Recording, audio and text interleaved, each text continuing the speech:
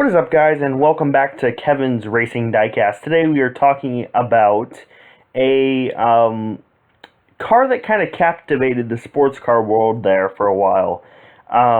This is the Nissan Deltawing. FYI, this is not my photo. I've never been to Le Mans. I wish I could have been by now, but this is a picture from Le Mans 2012. So, to start with, this car has captivated a lot of people in the sports car world, but however, very few people remember the fact that this was actually once supposed to be a design for IndyCar back when IndyCar was still called the IZOD IndyCar Series, and when they were looking for a new design. Obviously, Dallara would end up being the ones chosen to design the new car, hence the DW12. But I must say this was a really cool looking car in its IndyCar setup. So once it was formally rejected, at Le Mans 2011, it was announced that Dan Gurney would, in his All-American Racers, would team up with Highcroft Racing and Nissan to make this car a LMP car, a Le Mans prototype. And it would run under the new Garage 56 format. So, fast forward one whole year to Le Mans 2012. It was campaigned by Highcroft Racing, which was a very prominent American Le Mans Series team.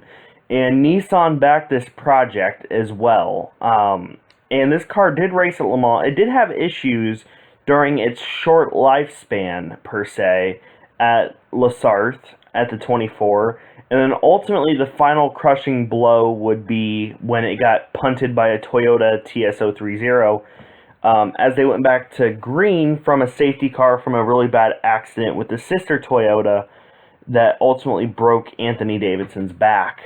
And I for the purpose of the irony, it was indeed a Ferrari that did punt the LMP car. So that seemed like to be the theme of the 2011-2012 Le Mans was LMPs getting punted by Ferraris, but that's going off subject. So this car met a pretty brutal end in Corvette Corner on the exit of the Porsche curves after getting punted by the number 7 Toyota TS030. Now, the 030 that punted it would actually retire not too much later with engine failure. However, the Toyota guys did apologize quite well, actually. They actually went over to the garage and bowed down to them or something. It's an actual thing. I remember the footage on TV back when we had Speed TV and actual coverage of Le Mans instead of commercials, split to this, split to that, back to Le Mans for 5 minutes. Fox Sports. So, and we also had Lee Diffie back in the old days. So yeah, this car was it captivated a lot of people because its design. And the basic concept of the Deltawing was half the weight, half the horsepower, but also half the drag. As you can tell, it has no rear wing on the back. So with that, it campaigned the rest of the 2012 season in this black livery, but with red rollover hoops and red mirrors. And it had a nasty accident at, I believe it was Petit Le Mans. Beforehand. So after that, Nissan pulled from the project. They pretty much said, screw you guys, we're going home. And for the 2013 season, this would actually be campaigned by the guys that are still the owners of the Deltawing, the Panos guys. Now, Nissan's not done with this story, and if you followed Le Mans for a couple years, you would know what I'm talking about. So, as for 2013 season, they would remain it in this spec, which would be the open top spec that everybody knew and loved. Whatever. It was a very cool design. I liked it a lot, I must say. And then at Sebring 2013, Pano's group announced that they were actually converting the car to a coupe, and they actually did have a display car there. So, which was cool, and we got to see what the Nissan would look like in the coupe, or coupe, depends on where you're from. So that car would debut later on in the season. Unfortunately, almost instantly after, I guess it would it be Speed? No, yes, it would still be Speed. It'd be 2013, early 2013. So it'd still be Speed. They cut from a promo package showing off the new coupe. And as soon as we got back on the front straight, the Deltawing issues. And this was very early in the race. This would probably be about 15-20 minutes in. So it was unfortunate, and it was a bitter end for that car at Sebring. It just hasn't had any luck. Also, with Nissan no longer supporting it, it would also feature a new Elan engine. Elan would be the guys that powered the old Pano's Esperantes of the mid-2000s, and even took a win at Le Mans. But the Elan, and Elan's pretty much just Mazda per se, but it would feature the new Elan, I believe it would be a 2-liter power plant. Either way, it was a very small engine, and the coupe would debut later on that season. So it also placed quite well at Petit Le Mans in the final ALMS race. I think it got like 5th overall. I think I know it placed at Petit Le Mans quite well with the new coupe.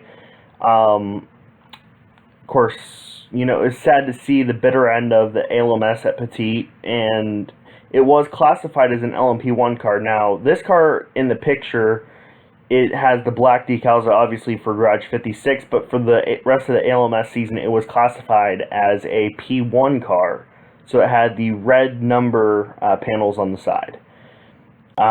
So for 2014, things would continue. And also, by the way, Chip Ganassi had a small part in this as well, believe it or not. So for 2014, they revised it, they repositioned the mirrors, and they got the car set up for Daytona. Which it did not finish, but it did make it to the night, which was pretty decent. I mean, it fared pretty well compared to what Le Mans was. So it was still in the chrome livery, and, still campaigned by Pano's.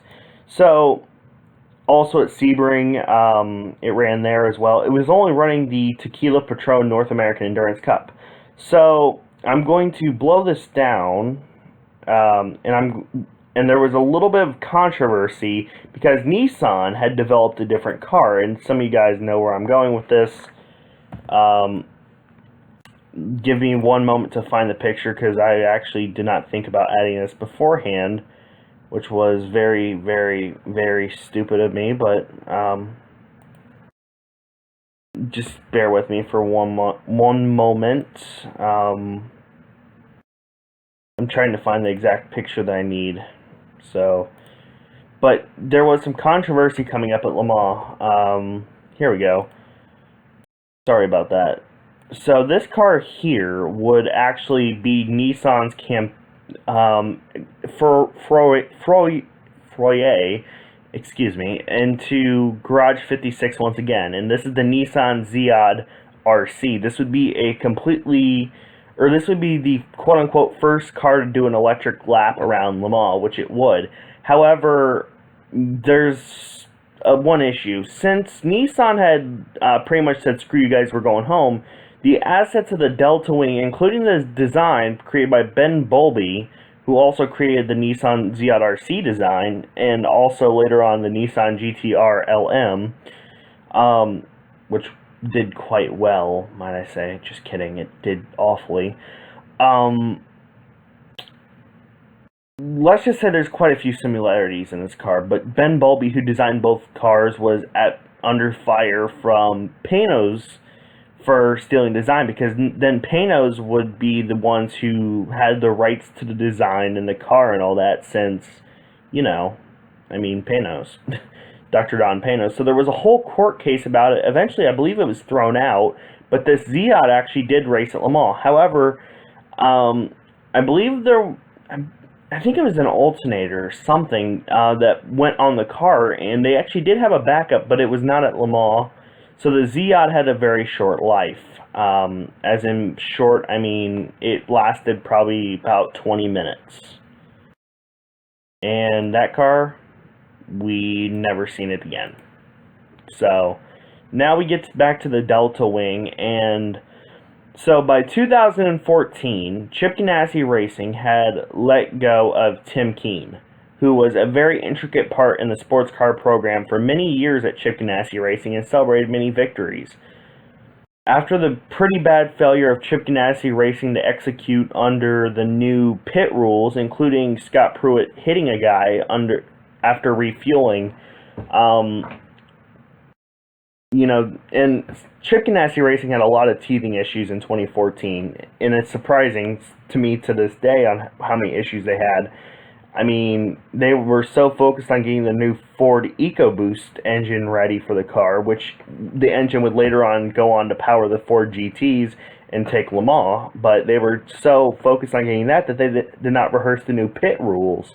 As for the IMSA tried to merge the Grand Am rules and the ALMS rules as closely as possible, so things are different. And Ganassi Racing had a lot of issues in the WeatherTech Championship. They did win Sebring, but, at Daytona, and this led to Tim Keen being let go. Tim Keen was then picked up quite abruptly by Pano's Deltawing Racing, as well as after Memo Rojas had left, which was one half of the very successful Pruitt-Rojas group that had dominated Grand Am for many years. Rojas had left Ganassi Racing and searched for something a little bit bigger and better. And he went to, the Deltawing Racing stable. Deltawing, they had developed new mechanical stuff for the car to make it more reliable and lighter weight and all of that stuff.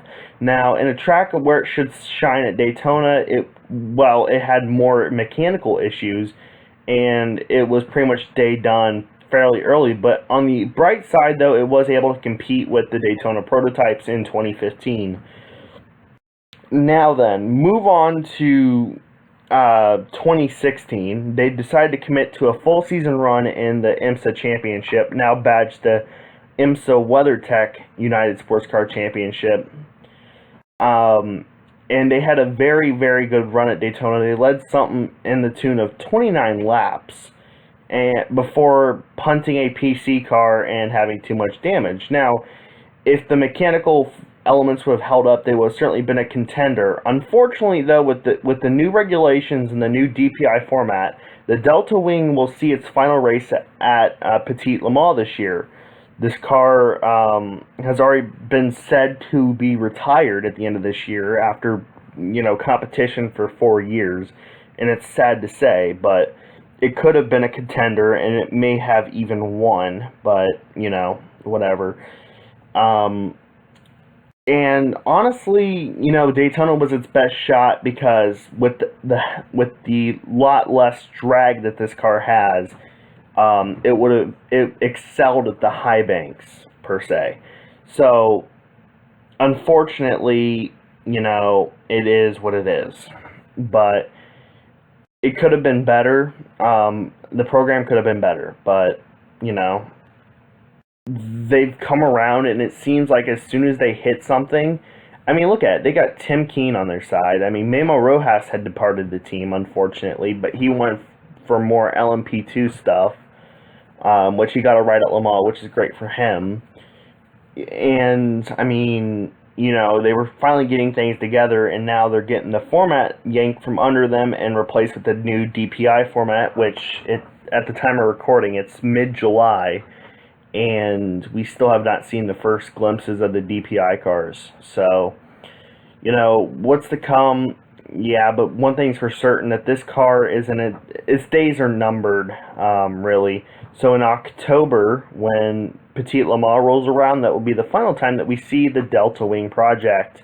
So, thanks for watching, guys, and that was a little brief history of the Nissan Deltawing. Hope you guys liked it, and more brief histories to come. as well as diecast reviews. Thanks for watching, guys, and as always, have a great one.